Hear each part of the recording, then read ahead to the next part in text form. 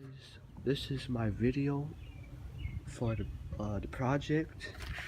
I'll be doing the history of these two weapons, the samurai sword and the nunchucks. To begin, we start with the history of the nunchucks. So these came to be in Okinawa, Japan.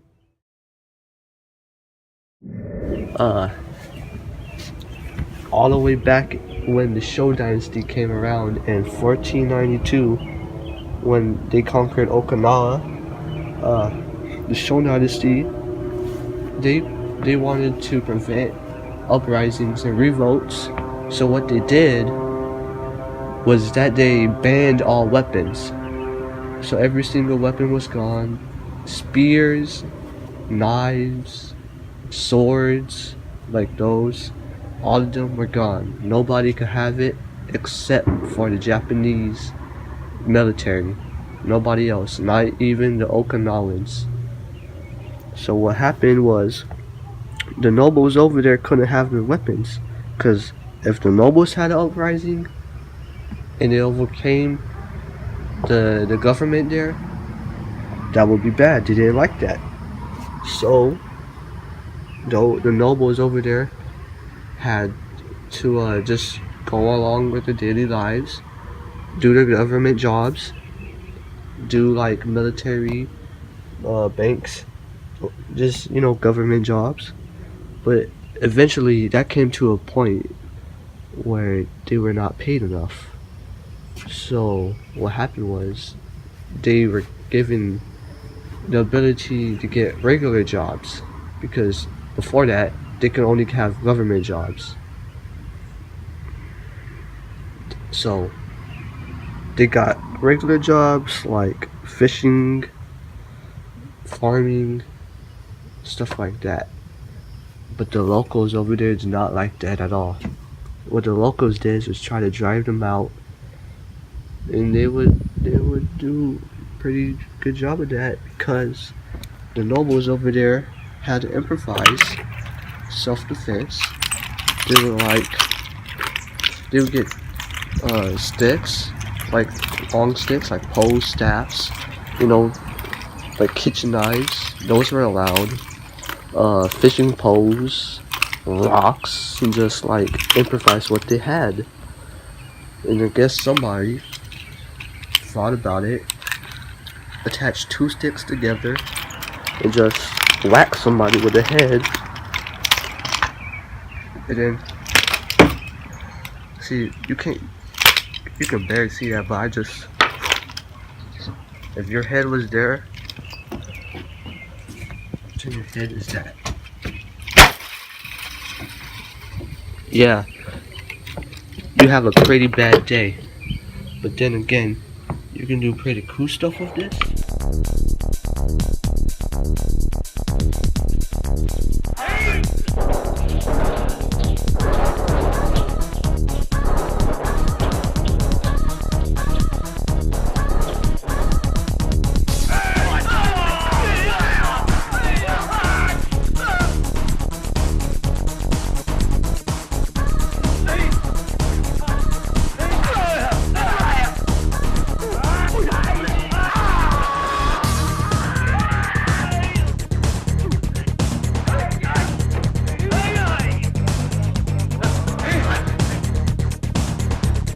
But you can do really bad stuff. You pretty much, if you're not a master at this, you pretty much hurt yourself more than you hurt the other person. All right, go guys. Okay. Go. Nunchuck jousting. Ow. Hang on. Jousting. Yeah.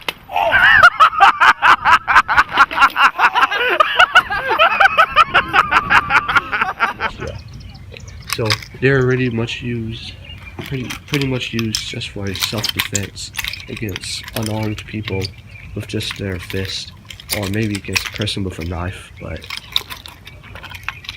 these aren't really too good. They're cool, but not too useful. And fun fact, some police departments today uses like baton versions of nunchucks.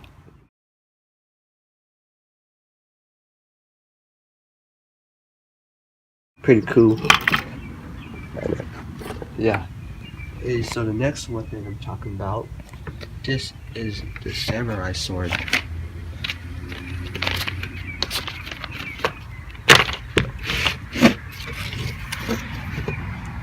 This isn't a real samurai sword because it doesn't have a straight edge, or it isn't as long. It's not curved either, but this will be close enough for it.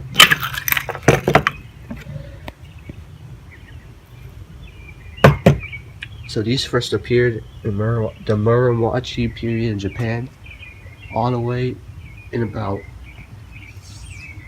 like 1394 to about 1573.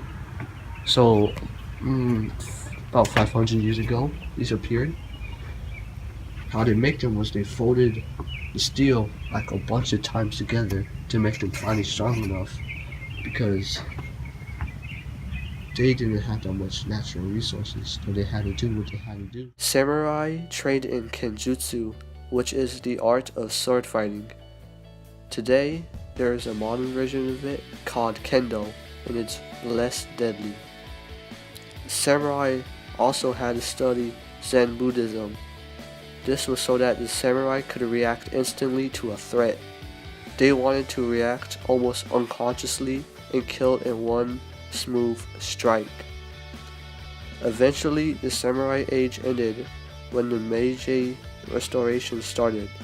During this time, Japan became much more modern and didn't really need samurai anymore.